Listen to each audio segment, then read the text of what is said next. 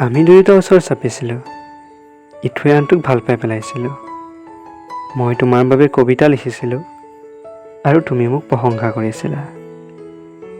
তেতিয়া তুমি মোৰ লগত সময় পাৰ কৰি ভাল পাইছিলা আৰু ময়ো। আমি দুয়োটাই মাজনিশালৈ সাৰে আছিলোঁ আৰু কথা পাতিছিলোঁ।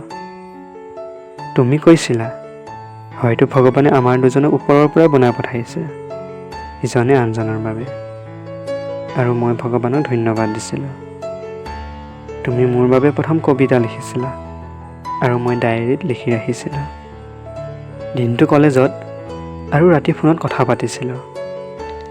কিন্তু আমাৰ বাবে দেওবাৰৰ দিনটো বেছি ভাল লাগিছিল, কাৰণ দুয়োটাই অকলশৰে ফুৰিব গৈছিলোঁ। কিন্তু আজি চিনাকি হৈও অচিনাকি। এনেকুৱা নাছিল আমাৰ সম্পৰ্ক।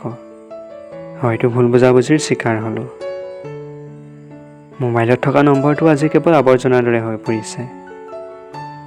যি দুখন হাতে এখনে আনখনক বিচাৰি ফুৰিছিল, আজি সেই হাত দুখনে অচিনাকিৰ দৰে ব্যৱহাৰ কৰিছে।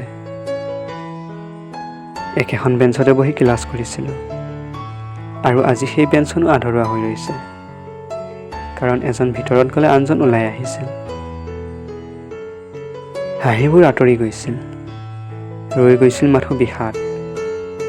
পুৰণিবোৰ স্মৃতি আৰু নতুনবোৰ আশা।